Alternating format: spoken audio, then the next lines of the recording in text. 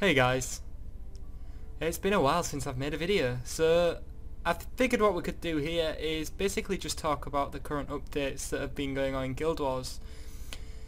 Now, if you actually go back on my channel, one of my first videos that actually got me serious about making videos for Guild Wars was in this exact spot. I think it was just there. So it's quite nostalgic to be back here for me, at least anyway. Another thing that I should mention is that a lot of you guys have been sending me mail in-game. There's a lot of you that are so supportive, and I can't appreciate that enough. You guys are honestly awesome. And we've got 130 subscribers on the channel right now, which is far more than I ever thought that I would gain. So thank you. So, just because I can hear it in the background, the music here is fantastic. If you've never come, just come into the Labyrinthine Cliffs. Turn on your music on the high settings and just kind of close your eyes and listen. It's really, really beautiful music here. So the update. Now the update is kind of lackluster for me. Now that's not to say it's not a good update. This update is fantastic. The only problem, I've seen it all before. Now of course there are some changes, and I guess I can go over that in this video. Now the thing that is pretty much the same maybe is the whole Labyrinthine Cliffs. Everything here is the same, apart from it is now decorated slightly different. It's now decorated towards a Canthan theme, which I actually quite like. It's a nice looking area. I've always liked it here. It's just really cool. It looks really nice. They also, down there, if you didn't know, like down here, they've added in vendors for most of the Living Well Season 1 rewards. You can now purchase with these things, which is a favour of the festival as well as festival tokens. Now I haven't spent mine yet because I'm not sure on what I want to buy, as I actually lost a lot of my stuff. So first of all, we can talk about the Labyrinthine, or the Festival of the Four Winds, sorry. This update, I was pleased it came because I was waiting such a long time before any update actually came. I basically got the meta done in 2 days. Now I've had a lot of you guys actually message me telling me that you've done it in 1 day, a couple of hours, which is insane, but I can totally see how. The only problem I had with it was the right here, Bandit's Bane, Destroyer. Just these took a little while because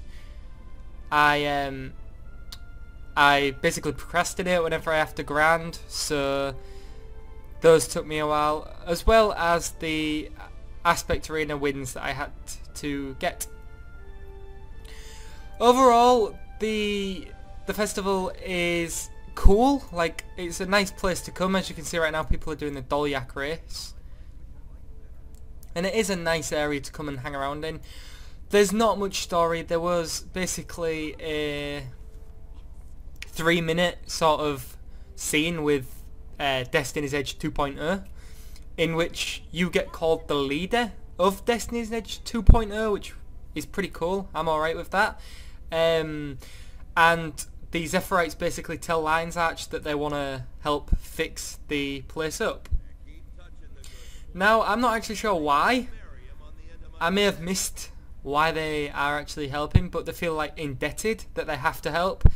I don't know, it's just a bit weird. I think it was maybe just an excuse to bring the Zephyrite back into Tyria. Although they are really cool, I really like them, so I'm glad to see them back. The other thing that got added was the Queen's Gauntlet. The Queen's Gauntlet was... It used to be... Oh, I should really say the Crown Pavilion, because the Crown Pavilion farm used to be spectacular. It was amazing. It really was. Tier 6 materials got dropped so hard when that update came out the first time. Of course there was other things that knocked it down as well, but this is what everyone was hoping for again. As soon as the post came out saying that the Queen was going to be opening the Crown Pavilion again for however long, everyone thought, great. Farming for XP, farming for loot, and just overall fun. However, they nerfed it crazily. Now the loot is still there if you can get it. If you can get an organised team together to actually get the gold reward every single time, then you can get a lot of money from doing this. However, people have just stopped doing it.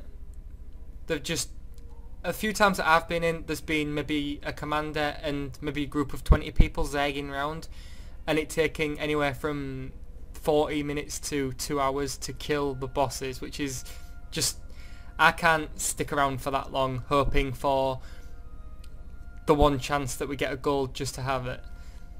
The other thing that got added, what a lot of people actually loved last year, that wasn't so much about the farm, was the Queen's Gauntlet, where you basically kill one-on-one fights with specific setups. Basically, it's basically for the skilled players to show how skilled they are in proceeding. And as you can see, I haven't done this. I actually was thinking about going on there and seeing if I could do it. I actually think I'm going to try some of it tonight maybe, or maybe tomorrow when I wake up, as I actually went there not too long ago before this recording, and every circle, like every arena, was full. And as I've never fought any of them, I'd be fighting from the beginning, and as well as not knowing the mechanics, I thought it would be quite silly of me. So yeah, I think that's about it for the update. Very kind of fillerish, not the best of updates, but I'm glad that finally something got added. It grabbed my attention for a couple of hours, and I'm very pleased that it did. Another thing I could sit and talk about is my legendary progress. So I guess this can be kind of an update video, as I haven't made a video in around 2 weeks. I'm sorry for that, guys. It's just that I don't make enough progress, and then I always feel bad for not making enough progress, and that I can't make a video because you guys will think I'm just spamming you with nonsense, basically. When the Living World Season 2 starts, I do plan on making videos on that. If you guys would be interested in watching me log on for the first time and play through that content, then I'd be more than willing to do that, because you'll just see how I play the game and experience it together, as well as obviously I'd be helping with certain achievements that you guys maybe don't know how to get. So I guess we can start here. I've been going quite crazy on the map completion actually. I completed 2 zones today, as well as all the major cities, and I got to 81% map completion. Now the only problem with this is tomorrow I'm not at college, it's Bank Holiday Monday, which is fantastic, but starting from Tuesday I'll be busy 5 days a week, which means that I'll be busy throughout the week, so I'll have even less time to play Guild Wars, because when I do eventually get rest on the weekends, I might not feel like grinding out on Guild Wars. We'll see, but maybe progress will slow down again. I'm up to 143 gold, not the greatest. What I actually did do was run Ascalonian Catacombs and Cordicus's Manor the other day. I run all 3 paths of those, and I got about 10 gold. Oh, that's cool. I've never seen that before. That's pretty cool. So yeah, pretty much that's it. That's all I've been doing. I did a little bit of world completion. I did a lot of just leveling all. So that's basically what I've been doing as well, is playing other characters, just having fun, because I seriously love this game and I don't want to burn out again. Right now I'm loving my time in the game again, and I can't wait to make serious progress towards this Twilight. I guess while we're here, I mean, I've checked in the last, I think, 2 or 3 videos. We can take a look at the price of Dusk and talk about that. So right now Dusk is at 1300 gold.